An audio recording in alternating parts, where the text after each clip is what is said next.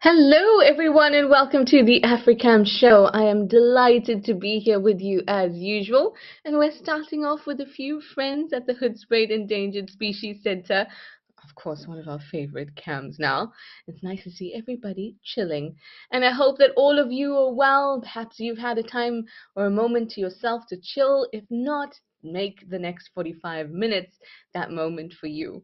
So for the next 45 minutes, we'll be together. We can go across the different cameras that we have across Africa, and you get to ask whatever questions you like. And that's because we're live and interactive. So send through questions, send through comments, tell me how you're enjoying the show. Let me know if this is your little slice of peace and time to yourself for the day, whether you're at work, all those things. We want to get to know you, and most of all, we want to help with any information that you like about the different animals and places that we'll be visiting. We've already got some hellos coming through. Now for me, I've just got a cup of tea, a cup of Earl Grey tea accompanying me through our Africam show together.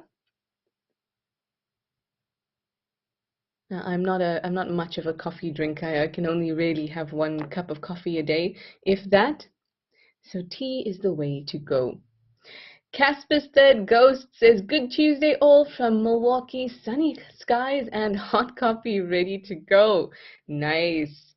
DINC says, "Good morning from Seattle. You're happy to be here and you're ready with your coffee." At least I'm on the hot drinks train. You know, most often I have nothing or I have water. So at least I'm on the hot drinks train. Slowly but surely I'll get to, you know, the type of buffet that Mr. HUAE 87 usually has. Bridget McKinney says, "Hi Trish, you're waiting for another great show." Well, I hope that this will be it. We've already looked through the different cameras. Things are pretty quiet, but nonetheless, there's always something happening.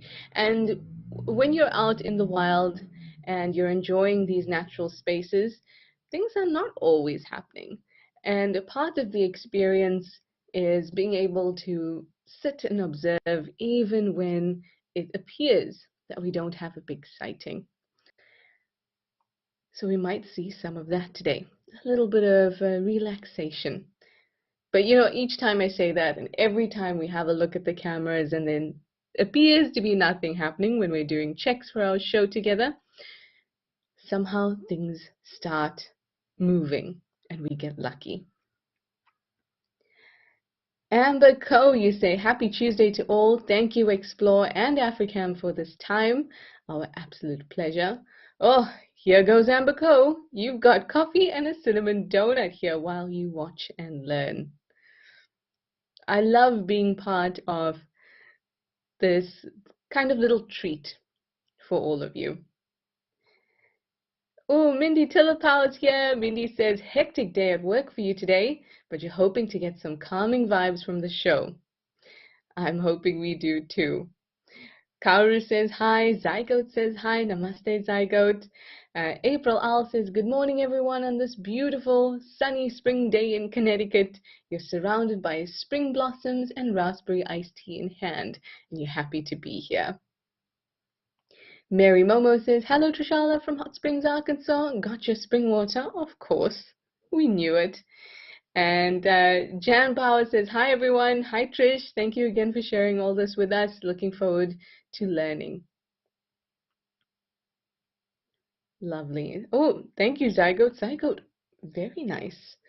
Zygote, and take notes, everyone, because this sounds tasty, is eating a simple snack of cucumber with black pepper powder added. I hope there's just a touch of salt there, Zygote. That sounds wonderful and refreshing. And speaking of having a little snack, that's what everyone's getting up to here. Looks like we have all the rhinos that we are familiar with in the boma around. Esme, Mango, Taba, Bula, and Peter. I also see, thought I saw Licorice, the petty sheep, in the background there too. So far, everyone that we could meet in the boma, we have been able to meet. And that includes our 5 rhinos and the 2 petty sheep. licorice and millie. But there's one individual that we haven't met yet, and that's David, the Anatolian sheepdog. Hopefully we'll get to meet him too.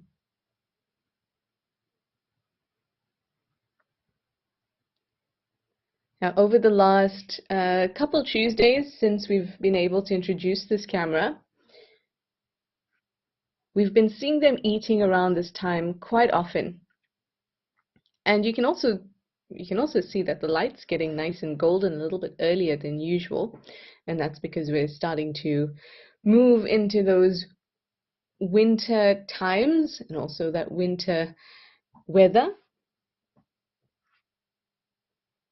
But this definitely seems to be feeding time.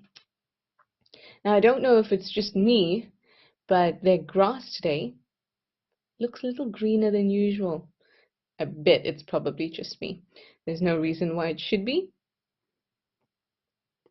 unless they've just gotten some fresh grass.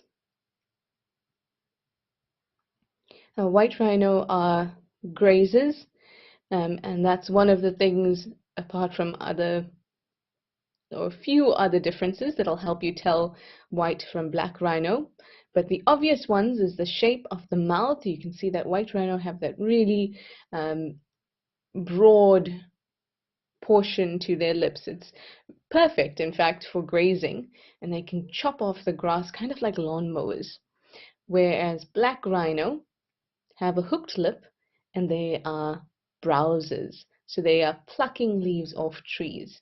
Now, if you think about the way a rhino's head sits, you can see that for a white rhino like these five, having their heads sit down really low, close to the ground, makes a lot of sense. It means that they don't have to exert extra anything to reach the grass. Their natural head position makes it very easy to reach the grass, and the lips and the shape of the lips make it very easy to pluck up all that grass. Now, with the black rhino, their heads sit a little higher on their body. And also the shape of that lip, the hooked lip, makes it much easier for browsing. Apart from that, white rhino are larger than black rhino. Now, being grazers, in fact, not just grazers, but herbivores in general, as we start moving, or not even as we start moving into the dry season, but especially so, eating large amounts of vegetation, particularly large amounts of dry grass, that's why I say even more so as we move into the dry season, means that the availability of water becomes more and more important. If you can imagine chewing on dry grass for a long time, or even just eating grass in general for a long time without any water, it can become quite disruptive, particularly to one's digestive system. So as we move into the dry season, as vegetation gets drier, but still is the primary source of food for herbivores, we're going to find them really prioritizing water.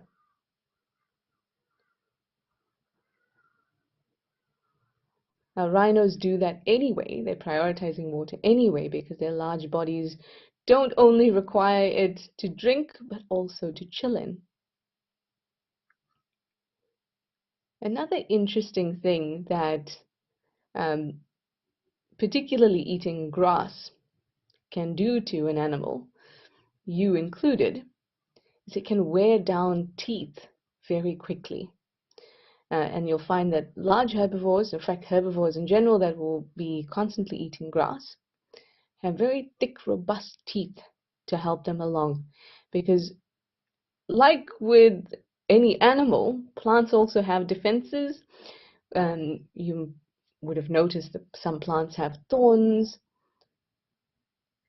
Some fruit will be poisonous before it's ripened. Plants also have defenses, and one of those defenses are also to release chemicals into the atmosphere when they're being browsed. And what that does is it limits the amount of browsing or grazing that can happen for that plant. or I should say browsing specifically, because grasses don't actually release those chemicals into the air. But leaves or plants that produce the leaves that we are familiar with, the leaf shape, those ones like a buffalo thorn, like a leadwood tree, they will release chemicals into the atmosphere to try and deter herbivores from overeating them, essentially, because if the tree has no leaves, it's going to be really difficult to photosynthesize.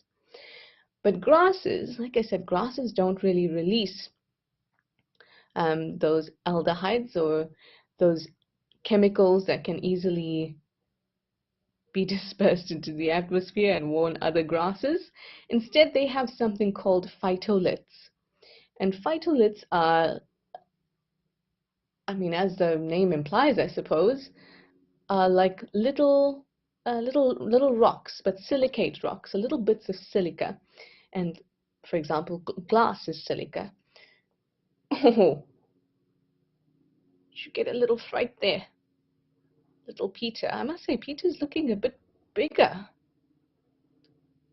which is lovely to see. So as these animals are chomping on the grass, they're also chomping on a whole lot of little tiny silica crystals that are not great for their teeth. But at the same time, their teeth are well adapted or well suited to dealing with it, but they still can't go overboard. And in a way, that's the grass's way of controlling how much of it can be eaten. And it's kind of a knock-on effect, and it's a chicken and egg situation. Did the grass come up with silica in its leaves to stop herbivores, and did that have an effect on how big herbivores could get or grazers could get in the first place? I don't know. I feel like that now leans into questions where the answer spans millions of years.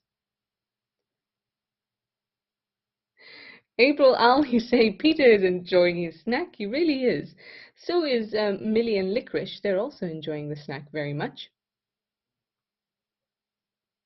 Oh, dear NC, you say that some vervets visited them the other day. That must have been interesting. Vervets can cause a lot of trouble. Vervets have a particular dislike for me. I don't know if it's particular or I just feel very self-conscious from the attention that they give me, but they particularly seem to go after me. I was chased by one recently. Okay, chased is a strong word. It came at me, and I grabbed a stick and I was ready to attack, because it had a look in its eyes. I think I'm not sure if the majority of you have ever seen the whole of me.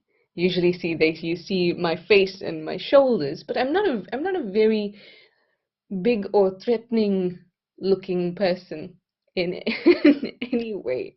And that seems to be a really important thing when it comes to being able to deal with vervet monkeys. So if there are men around, they will not approach me at all. But if I'm walking on my own, the vervet monkeys, they just seem to go for me.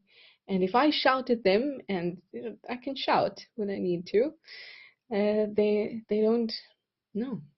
They may pull back, but they still make their aggressive clicking at me.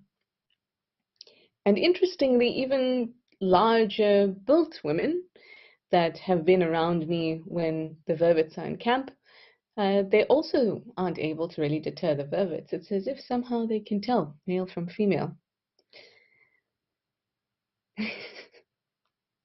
Rolling Trouble, you say a rhino bum shot.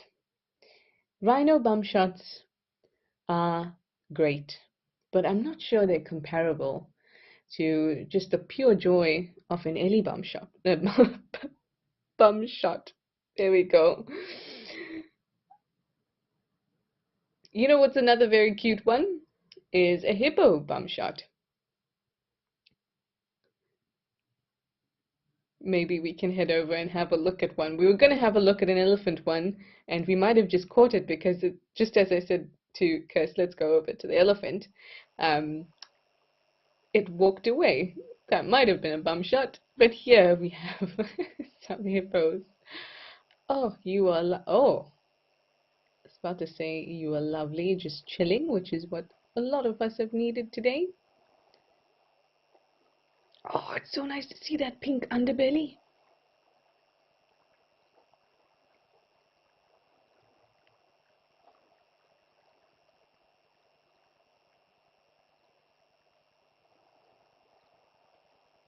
This looks very, very much like when you've got to wake up because your partner has woken up and you actually have had plans and you knew you had to wake up, but they wake you up. That's how that looked.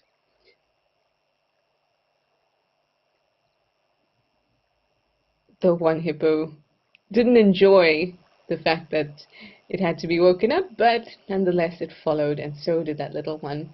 So I would say this is a bull, a cow, and their little calf.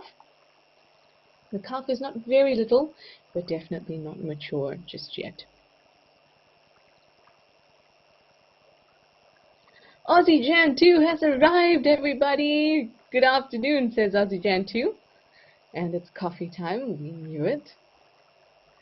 Rolling Trouble, you were just talking about the rhinos earlier.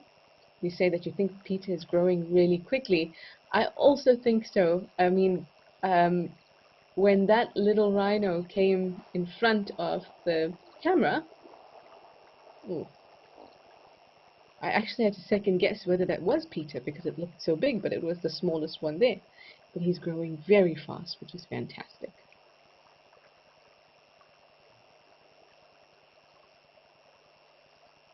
I wonder what's going on here.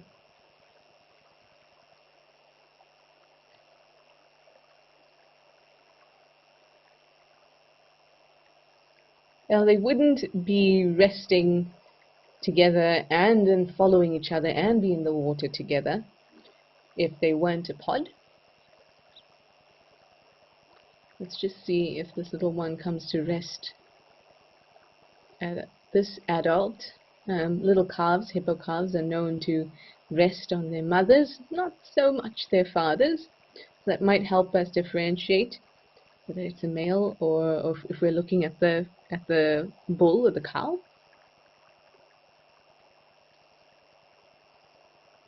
But like with all animals that live in a group, yes, there's safety in numbers, and being in a group has a lot of advantages, but like with any animal, including us, it also comes with its fair share of disputes.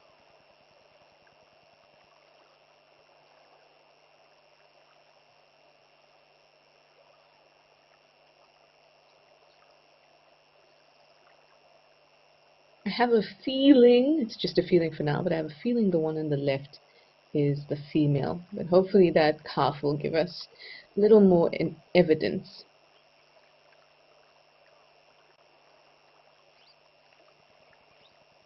Hi Mindy! Mindy, you say you knew about trees and their defenses, but you didn't know grasses had a defense mechanism too.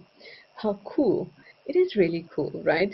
And the thing with grasses, and you know, we're looking at a grazer as well here with the hippo. The thing with grasses is that grasses have to be grazed. Unlike trees that don't really, there we go.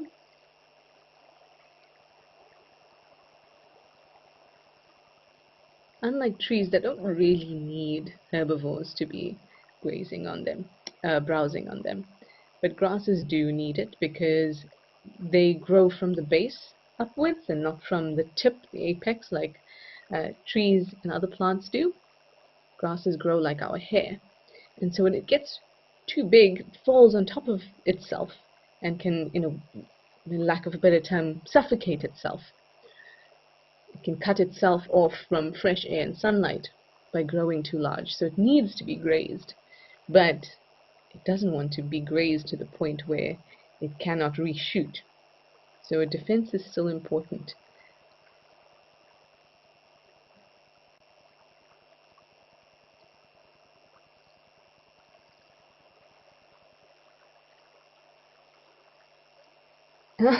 Jive Bunny, you say you're visualizing a ninja Trishala facing off a velvet monkey. It was not pretty. It was not pretty, Jive Bunny. Sometimes when you feel like your life is being threatened, and in a weird way, it happens a lot when you're in the bush, but it's not like a scared threaten. It's just that suddenly you feel like you step up. Sorry, Jive Bunny, I'll get back to that in a moment. I'm just watching because I still think it's the female on the left. The calf is with her, but I am trying to figure out what is going on between her and this male or the bull.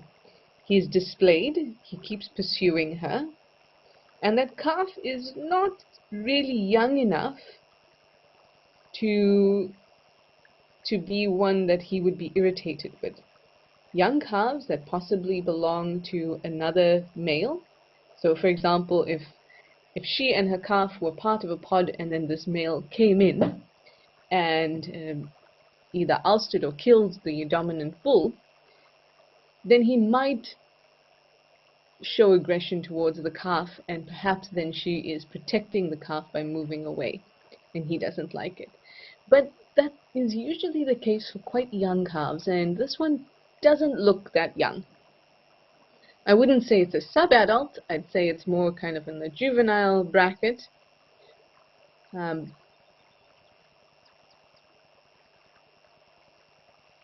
a bit too young for that to be the scenario. A bit too old, sorry, for that to be the scenario.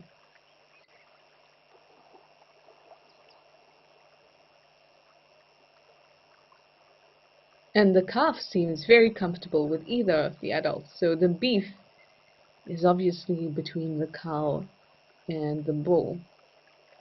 It's like she keeps avoiding him, and he keeps trying to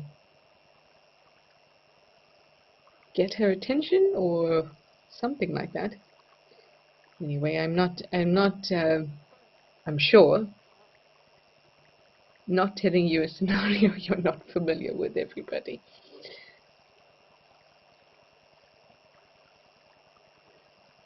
Sorry, Jive Bunny, I was saying when you're imagining me as a ninja facing off a velvet monkey, and I said to you that sometimes in the wild you quite often have to be in animal survival mode, and it switches on so easily because things can come at you sometimes unexpectedly. Sometimes you do know it's going to come, and you've just got to engage the animal within you. And that's how it was with this particular velvet monkey, because I was sure if that thing got any closer to me, it would have bitten me.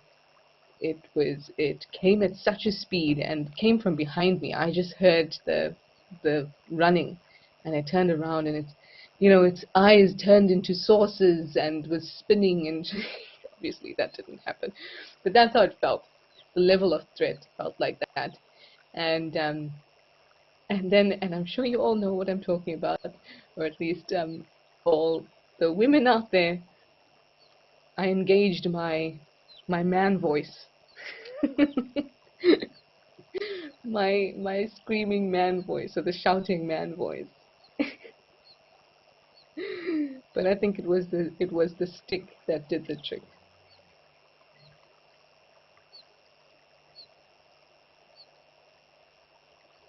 Jive Bunny, you also say the hippos looking like they're in a wave pool. Yeah, there's a nice strong current here at the river today. Unlike at the pans, which have zero current. We're now at King's Camp in the Timbavati. I love the position of this camera because it reminds me so much of the position of the old Donio camera. And it gives us such a wonderful perspective.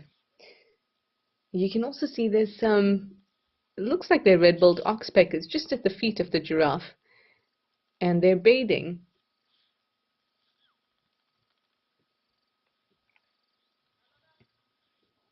And look how cautious. Having a good look around. I must say, this giraffe bull is Looks very, very thick, very sturdy.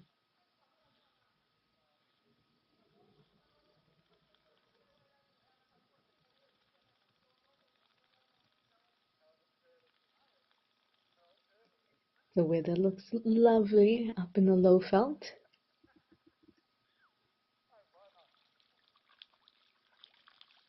You might hear some human voices, which is likely the reason that the giraffe was extra cautious.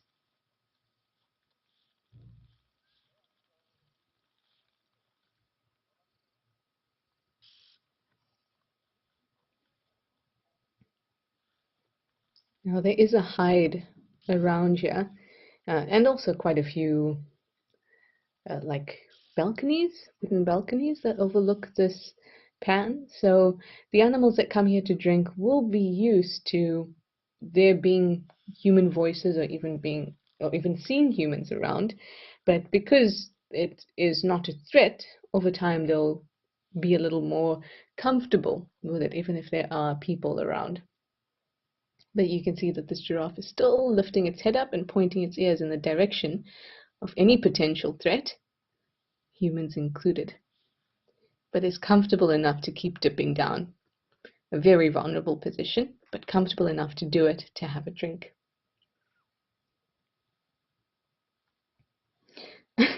Kauru, I love this question. I really, really love it. So Kauru says, this may be a silly question. Like I say, Kauru, no silly questions. There's no such thing. There are only silly answers. You say, do birds and terrapins or whatever else that sits on a hippo know or realize it's not a rock but a hippo? Of course, first off, I wouldn't be able to say what they know or what they think. Heading over to Stony Point now. I mean, the same goes for these hyraxes. They they know very they know that they're on a rock. But the problem comes in with I didn't well yeah obviously I don't know what they know in terms of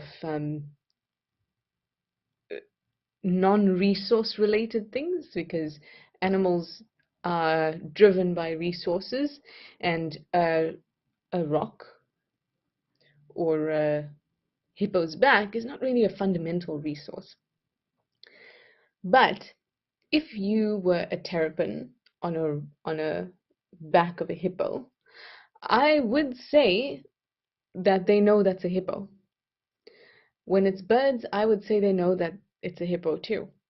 And that's because, having watched animals sit on a hippo's back for a very long time, as soon as a hippo starts to move downwards and the water starts to rise, even if it's just a little bit, those birds fly off.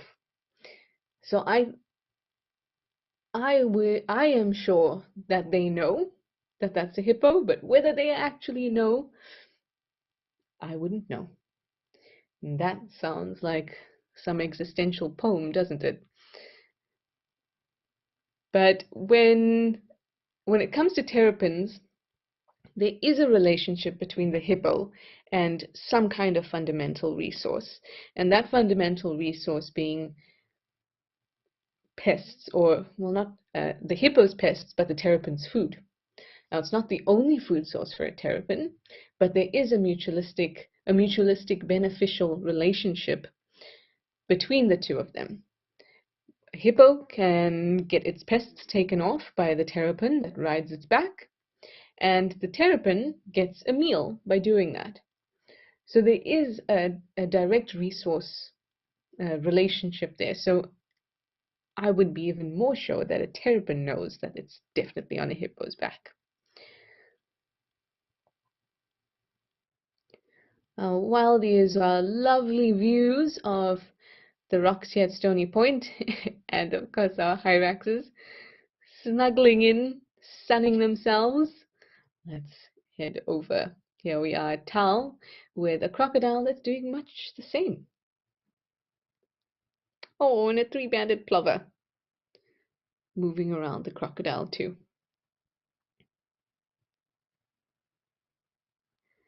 This is a crucial part of the day for any animal that has a little bit of trouble thermoregulating.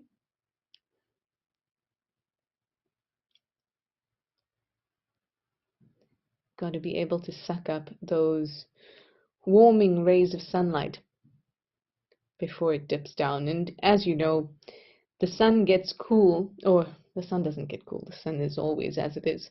But there's a problem. There's a problem sometimes being wanting to be as accurate as possible. First, I said, the sun changes, the temperature changes, but then the sun doesn't change. It's always the same temperature. But the sun has changed over the course of, the planet existing. It's a terrible thing sometimes. It's a gift and a curse, I tell you. But what I meant to say, or what I actually mean to say is, we know that when the sun starts to set, we start to feel cooler before the sun is actually set. As soon as it's even starting to dip closer to the horizon, its rays are no longer strong enough to really heat us up. So this time is really crucial for those animals that have a tough time thermoregulating.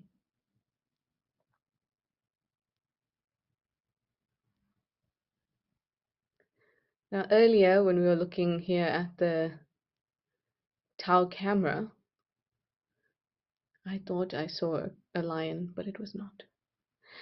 Ooh, these are very cute yellow balls. These look like the flowers, possibly of a river thorn. So many of the acacias, or the vachilias, the acacias that have the long thorns, many of them have these flowers that look like yellow pom-poms. And I say river thorns because you can see them at the back there. And while a lot of them look very, very, very familiar, very similar, a lot of the vachilias, but as you can see, it's growing right on the banks. So that's what I'm using to determine which of the vachilias they are.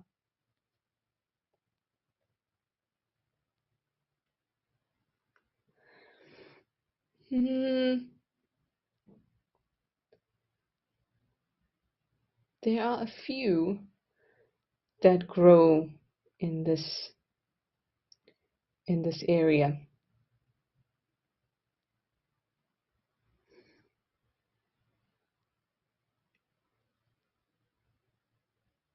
Now I'm thinking too much.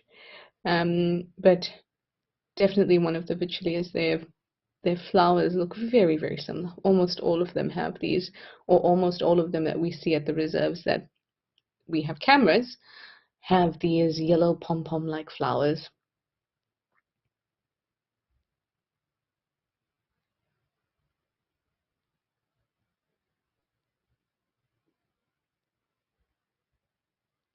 This three-banded plover is just going about its business, not worried at all. Oh my goodness, it seems like some monkeys have gotten into the boma at the Hoodspray Endangered Species Center. You shouldn't be here. Goodness me. Rabbit monkeys. I wonder if we could zoom out just a little bit to see what the rhino's reaction to them is.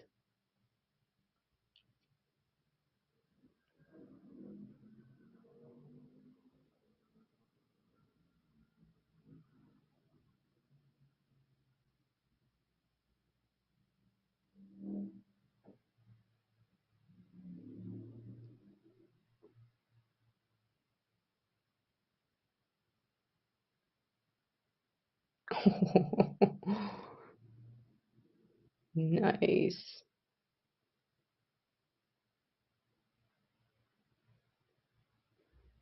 I'm not sure if the monkeys are more interested in the animals or the sable and the rhino and Millie the petty sheep, or if it's the other way around.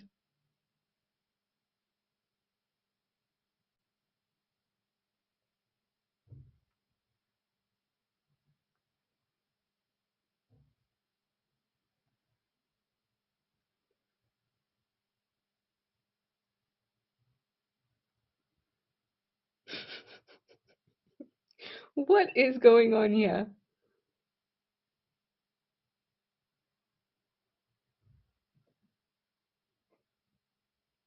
And also, where did all these sable come from? Now, the Hood Spade Endangered Species Center doesn't just host rhino or rehabilitate them, they also have all other types of species that they help with the rehabilitation process of. But vervet monkeys, I don't think are on their list, but it's okay because they get those visitors anyway.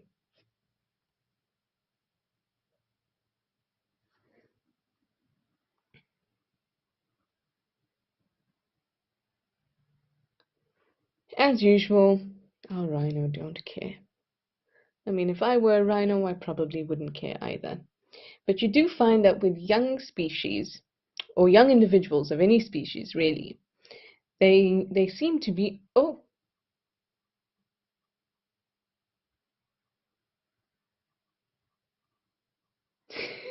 it's like as if in unison, the four rhinos that we can see here all lifted up their heads and kind of pushed forward, 10 centimeters, and then figured out it was probably just the monkeys, and then pulled back again into their resting position.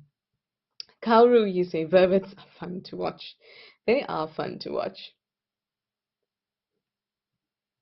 They are very fun to watch.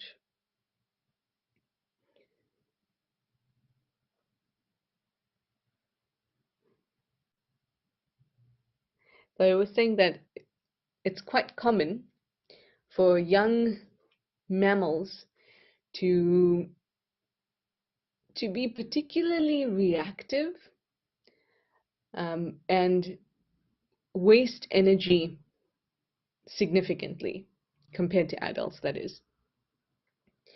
And oh, this one that's on the gate has had such a human-like stance then.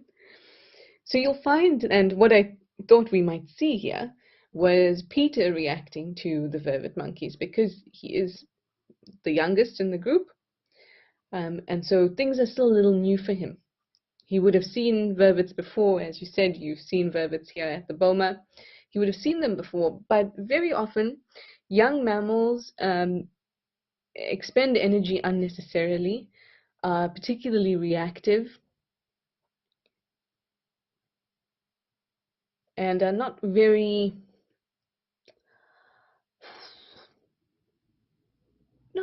calculated in their movements,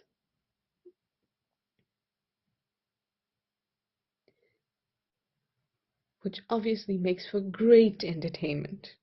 Oh, we've got some vervets trying to cause trouble here. There's some youngsters. I was just saying to you, these youngsters are usually the ones that have extra energy to focus on activities that are, useless to their survival. There's Peter on the left there.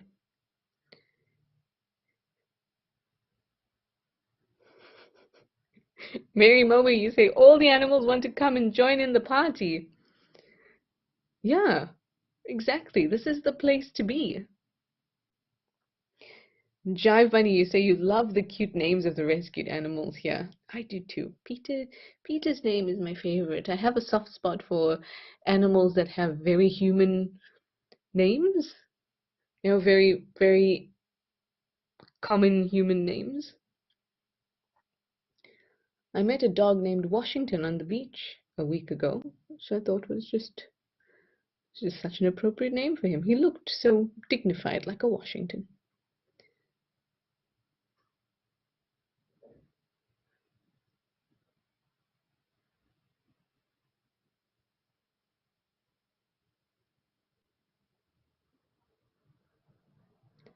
I feel like there's a potential interaction. This feeling like somebody's going to try something. Which species will try something though? I don't know.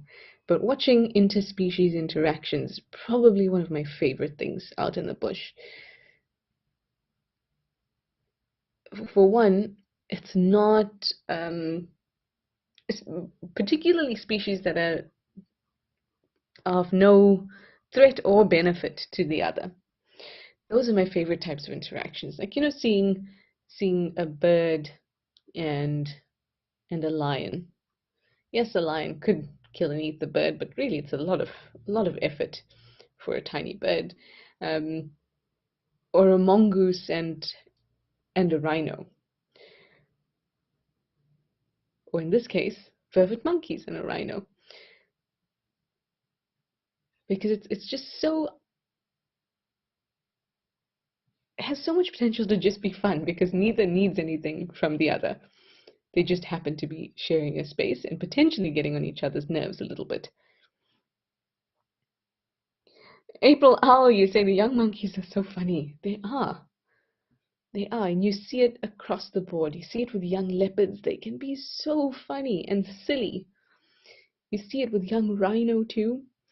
There was a pregnant white rhino cow in the reserve I was working at, and she was not seen for a while, but we knew she was pregnant. Usually when they're not seen for a while, it means that she's about to give birth or she's given birth.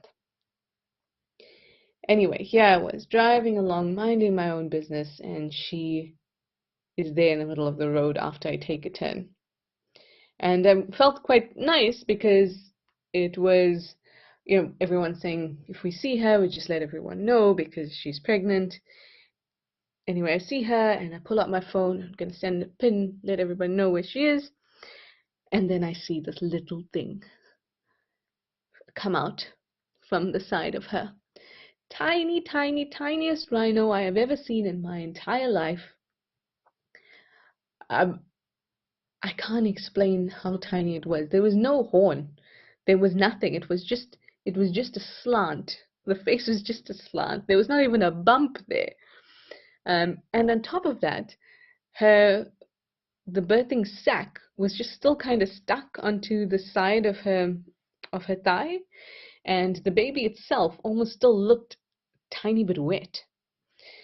And I thought, oh my goodness, this is amazing. This is absolutely amazing. And I was also quite far from them. I'd say about 30 meters from them, so I could see very well, but I wasn't going to get closer. And it was just as I turned the corner. Then all of a sudden, this tiny baby rhino, who was probably just a day old or half a day old, just starts running towards my vehicle in a joyful, or what I interpreted as a joyful bounding skip towards my vehicle. And I mean, I felt very nice and special, but I know if baby's gonna be running towards the vehicle, so is mum. But she was very good about it. And she also ran, and then she just kind of pushed the baby to the side before it reached the vehicle.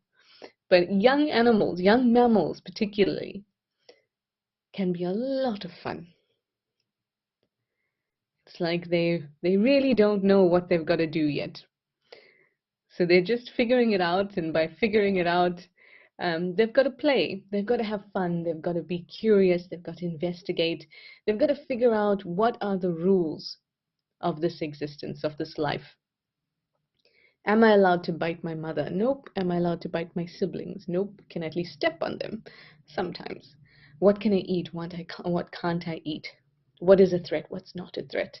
And all that learning happens through investigation. And then once they're an adult, they've already acquired that knowledge and they're not as silly anymore. It's always precious to be part of that phase of any animal's growth. And it's astonishing how it's the same, regardless of species, across the board with mammals. Anyway, It seems like it's snooze fest time now. Everyone's gotten over the excitement of the vervets, back to having a snack or a snooze. And then on that note, thank you all, everybody, for your questions and your comments and spending this time with us. And I hope that this was 45 minutes that you could just escape into the African wilds and learn something too. Until next time, have a great morning, day, or evening, wherever you are in the world.